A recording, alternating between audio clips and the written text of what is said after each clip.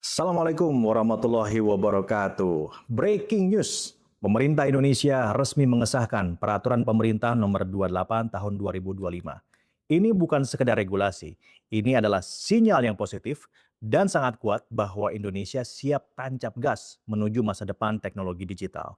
Jadi di balik PP ini tersembunyi angin segar bagi dunia teknologi, dari blockchain, Web3, NFT, hingga smart contract. Pertanyaannya, apakah kita siap masuk ke era baru ini? Atau tetap jadi penonton di tengah revolusi digital? Sekarang bayangkan ini, teknologi yang dulu cuma dibicarakan di ruang-ruang seminar internasional, kini sudah diakui secara resmi oleh pemerintah kita. Dan bukan hanya di bidang keuangan, ini mencakup pendidikan, pemerintahan, seni, hukum, dan juga banyak lagi. Nah, saya akan jelaskan secara singkat apa isi dari PP 28 2025 ini ya yang berhubungan dengan teknologi yang sedang kita bicarakan. Jadi, PP ini merupakan regulasi baru yang mempermudah startup digital untuk buka usaha di Indonesia. Di dalamnya, pemerintah secara eksplisit mengakui pengembangan teknologi blockchain sebagai kegiatan usaha yang sah dan bisa mendapatkan izin resmi.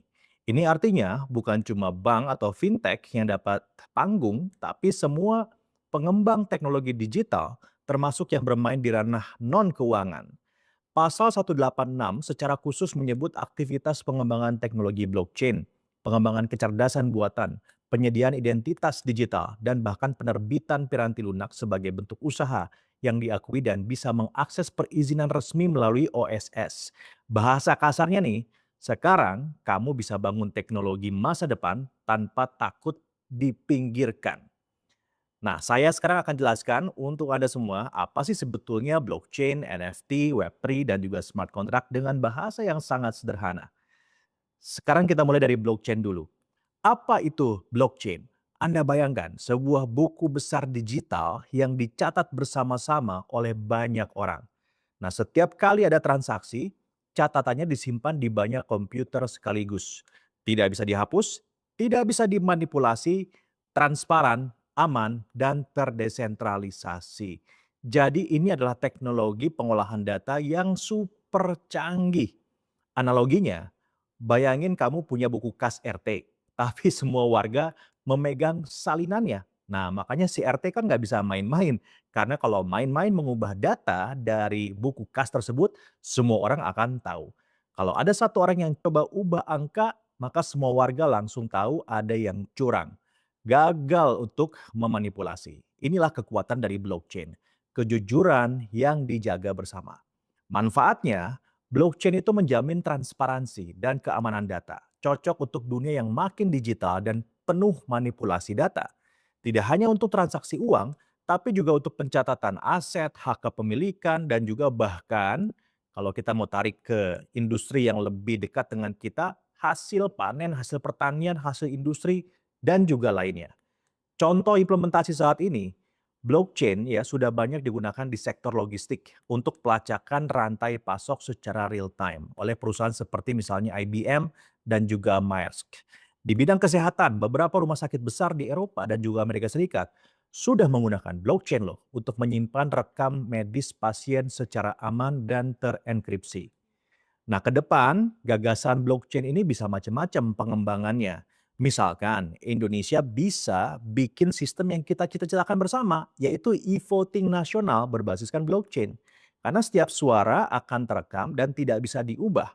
Pemilu jadi jauh lebih aman dan juga transparan. Tidak ada lagi kecurigaan ataupun juga sengketa hasil. Bahkan di level desa, pemilihan kepala desa bisa dilakukan dari rumah, cukup dari aplikasi atau pencatatan distribusi bantuan sosial juga bisa.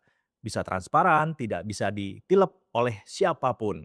Enak kan? Bayangkan kalau misalnya Anda melakukan pemilu, nyoblosnya nggak usah jauh-jauh pergi ke TKP, cukup buka handphone dan kemudian Anda bisa melakukan pemilihan umum. Kemudian yang kedua, apa itu Web3? Nah, saya coba jelasin lagi dengan bahasa yang lagi-lagi sederhana. Web3 adalah evolusi dari internet itu sendiri. Kalau Web 1 atau Web 1 itu hanya bisa baca, Web 2 kita bisa baca dan juga tulis seperti misalnya sosial media, ataupun juga kalau kita membuat konten dan seterusnya, istilahnya interaktivitas ya adalah fitur kompleks dari Web 2. Maka Web3 memungkinkan kita untuk bisa membaca, bisa menulis, dan memiliki datanya, memiliki kontennya, memiliki isinya. Analoginya begini, bayangin media sosial. Di Web2 kamu posting konten, ya di Instagram, di TikTok, ataupun juga di YouTube seperti sekarang ini. Tapi tanpa kita sadari, platform kan yang punya semua datanya. Kontennya kan kita setor ke platform. Nah, kalau di Web3 beda. Kamu posting, dan ketika kamu posting, maka konten itu akan punya kamu sendiri. Datanya akan menjadi data kita sendiri. Kita bisa bawa data ini ke platform lain, bahkan juga bisa dijadikan sebagai aset. Manfaatnya, Web3 mengembalikan kontrol data, kontrol konten, kontrol isi dari internet itu ke tangan pengguna. Sehingga data, identitas, ataupun juga bahkan pendapatan dari internet itu bisa kita miliki sendiri. Nggak lagi tergantung sama platform raksasa. Nah, ini juga bukan hanya untuk sekedar konsumen, tetapi juga pemilik dan juga penerima manfaatnya bisa sama-sama mendapatkan benefit dari Web3 ini. Contoh implementasi saat ini ya, platform seperti Lens Protocol ataupun juga Forecaster sudah menjadi jejaring sosial Web3 tempat pengguna bisa mengontrol dan juga memonetisasi datanya sendiri. Bahkan domain seperti .eth dan juga sistem identitas digital terdesentralisasi sudah digunakan ribuan pengguna untuk mengakses layanan Web3 tanpa login tradisional yang kita pahami selama ini. Contoh pengembangan ke depan nih, Indonesia bisa mendorong lahirnya platform sosial media lokal berbasis Web3, di mana pengguna punya kendali penuh atas data dan juga bisa mendapatkan penghasilan langsung dari kontennya. Atau sistem pendidikan online yang mengizinkan siswa untuk menyimpan portofolio digital mereka sendiri tanpa tergantung pada lembaga. Beres dengan Web3, saya beralih ke NFT. Apa itu NFT dengan bahasa sederhana? NFT adalah kepanjangan dari non-fungible token, yaitu suatu bukti kepemilikan digital yang tidak bisa digandakan. Bukan cuma soal gambar lucu atau memes ya, NFT juga bisa dipakai untuk segala jenis sertifikat. Analoginya misalnya begini, kalau dulu yang punya lukisan Mona Lisa itu kan lukisannya banyak nih di-copy, kemudian juga dijadikan sebagai aset digital. Ya, kita nggak tahu siapa yang punya aslinya. Tapi dengan NFT kita akan bisa dengan sangat mudah mengenali, mengidentifikasi Mona Lisa mana yang asli. Karena yang asli kan pasti cuma satu. Jadi NFT itu adalah tanda tangan digital yang membuktikan bahwa karya digital itu asli milik kita. Ya, seperti misalnya contohnya adalah STNK digital yang tidak bisa ditiru. Kita kan kalau beli mobil, pengenal unik identitas dari mobil itu adalah STNK dan juga BPKB. Nah, sekarang STNK sama BPKB itu dijadikan sebagai NFT, sehingga kita bisa simpan dan bawa kemana-mana tanpa ada yang bisa melakukan copy atau meniru ya dari dokumen tersebut. Manfaatnya apa?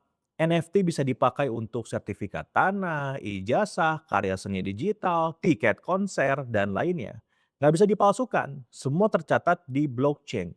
Bahkan bisa diberi masa berlaku atau juga diberikan akses terbatas. Nah, contoh implementasi saat ini ya, universitas seperti MIT di Amerika telah mengeluarkan ijazah itu dalam bentuk NFT untuk keperluan verifikasi yang lebih mudah. Jadinya tidak mungkin ada ijazah palsu karena semua ijazah sudah pasti asli, ya. Masalah yang rame-rame sekarang ini sebetulnya bisa beres dengan NFT. Nah, di dunia musik, musisi seperti Kings of Leon merilis album dalam bentuk NFT untuk memberikan akses eksklusif kepada fans. Nah, itu contoh yang sudah diimplementasikan. Ke depan pengembangannya bisa macam-macam. Bayangkan kalau sertifikat tanah ataupun juga ijazah itu diterbitkan dalam bentuk NFT, maka tidak ada lagi mafia tanah. Nggak bisa itu mafia tanah bermain dengan memanipulasi data, memanipulasi dokumen.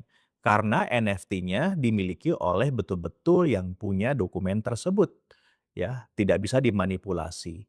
Kalau dimanipulasi, maka akan tercatat di blockchain, akan terlihat siapa yang memanipulasi dan apa yang dimanipulasi. Juga tidak akan ada ijazah palsu karena semuanya pasti terverifikasi, transparan dan juga aman. Bahkan kamu itu bisa jual tiket konser atau juga event olahraga misalnya berbasiskan NFT. Karena apa? Tiketnya nggak bisa dipalsukan. Ya, ataupun juga dijual ulang secara ilegal. Nah, NFT sudah selesai, sekarang saya beralih ke smart contract.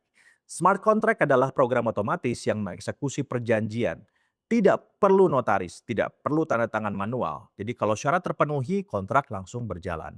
Analoginya, bayangkan vending machine. Anda kan masukkan uang, lalu pilih minuman, langsung keluarkan minumannya tanpa perlu ada kasir. Nah, smart contract itu bekerja seperti analogi tersebut. Tapi untuk urusan yang tentunya lebih kompleks, misalnya sewa rumah, kontrak kerja, hingga pelunasan utang misalnya. Manfaatnya apa dengan mengimplementasikan smart contract ini?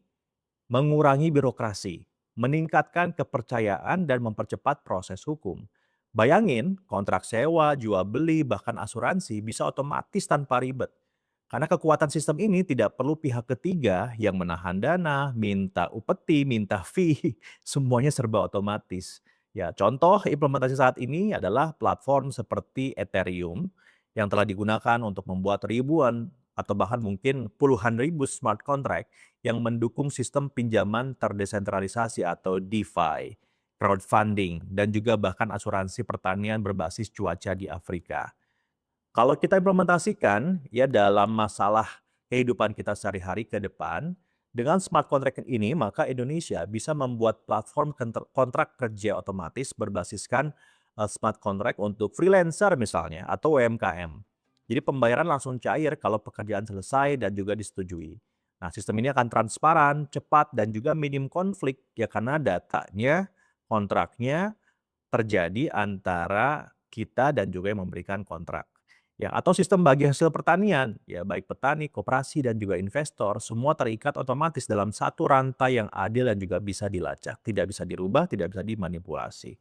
Tetapi kawan-kawan semua, implementasi dari teknologi yang tadi saya sebutkan itu bukan tidak ada tantangan, ya. Ada banyak tantangannya. Teknologi canggih seperti blockchain, Web3, NFT, dan juga smart contract ini memang terdengar menjanjikan, tapi tentu saja ya ada beberapa hal yang harus kita mitigasi. Implementasi teknologi ini di Indonesia menghadapi beberapa hambatan yang cukup nyata menurut saya. Tantangan pertama adalah literasi digital yang belum merata.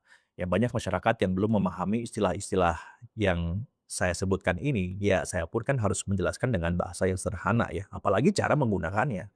Teknologi baru sering dianggap rumit bahkan menakutkan, akibatnya adopsi menjadi lambat.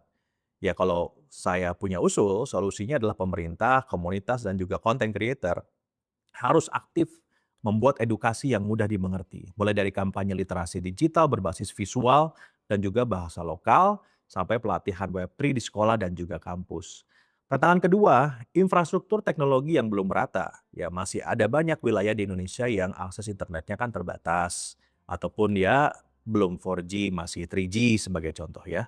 Nah, untuk membangun sistem blockchain atau smart contract berbasiskan cloud, ya tentu membutuhkan infrastruktur minimum yang cukup tinggi. Solusi perlu strategi kolaborasi antara swasta dan juga pemerintah untuk membangun pusat data lokal. Bukan lagi nasional ya, tetapi pusat data lokal dan mendorong edge computing yang hemat bandwidth. Distribusi teknologi ini tidak boleh hanya berhenti di kota besar. Ya, tantangan ketiga kemudian regulasi yang masih berkembang. Jadi meskipun PP 28 2025 ini sudah menjadi langkah awal yang baik, tapi banyak aturan turunan dan juga perlindungan konsumen yang masih harus disusun. Solusinya adalah pendekatan regulasi berbasiskan sandbox bisa jadi jalan tengah. Startup diberi ruang berinovasi dalam batas aman sambil pemerintah belajar langsung dari ekosistem untuk menyusun kebijakan yang lebih adaptif. Tantangan keempat, keamanan dan penipuan teknologi baru sering dimanfaatkan oleh pihak yang tidak bertanggung jawab untuk melakukan penipuan berbasis kripto, NFT palsu, ataupun juga smart contract yang cacat. Nah, oleh karena itu perlu penguatan sistem audit independen dan juga integrasi keamanan berbasiskan AI yang bisa mendeteksi anomali sejak dini. Edukasi tentang keamanan digital memang harus menjadi bagian dari onboarding pengguna. Dengan menghadapi tantangan-tantangan ini secara strategis, Indonesia bisa benar-benar memimpin, bukan sekedar ikut-ikutan, bukan sekedar FOMO. Ya, teknologi bukan soal tren, tapi soal keberanian untuk membangun masa depan.